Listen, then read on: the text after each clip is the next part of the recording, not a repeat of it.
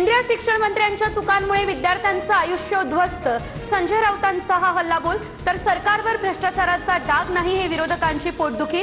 श्रीकांत शिंदे यांचं प्रत्युत्तर. सोनम वांगचुक सध्या डॉक्टरांच्या निगराणीत. उद्याच्या आंदोलनामध्ये मोठ्या संख्येने सहभागी व्हा, रुग्णालयातून वांगचुक यांचं हे आवाहन. दुसरीकडे जंतर मंतरवर अभिजित दिपके यांचं उपोषण.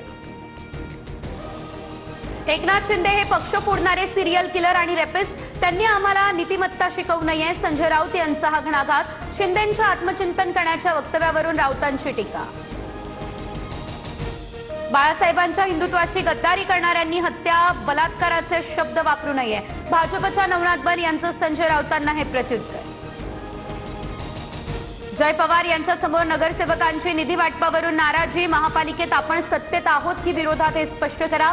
राष्ट्रवादीच्या नगरसेवकांचा सवाल. निधीबाबत जय पवार मुख्यमंत्र्यांसोबत चर्चा करणार. डोंबिवली डॉक्टर मारहाण प्रकरणातील आरोपी रमेश म्हात्रे पोलिसांसमोर हजर. हायकोर्टानं जामीन रद्द केला, त्यानंतर पोलिसांना शरण.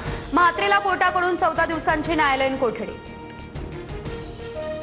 जम्मू काश्मीरच्या राजौरी पूंछमध्ये पुराचा हाहाकार. 11 जणांचा मृत्यू, अनेक जण अद्यापही बेपत्ता. अनेक घरं पाण्याखाली, शेकडो वाहनं वाहून गेली, जनजीवन विस्कळीत.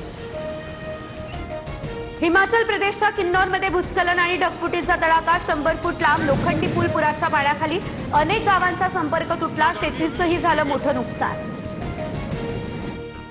फुटबॉल विश्वचषकाचा आज अंतिम सामना. 60 वर्षांनंतर स्पेन आणि अर्जेंटिना भिडणार. न्यूयॉर्कमधील न्यू जर्सी स्टेडियममध्ये रात्री 12:30 वाजल्यापासून सामन्याला होणार सुरुवात.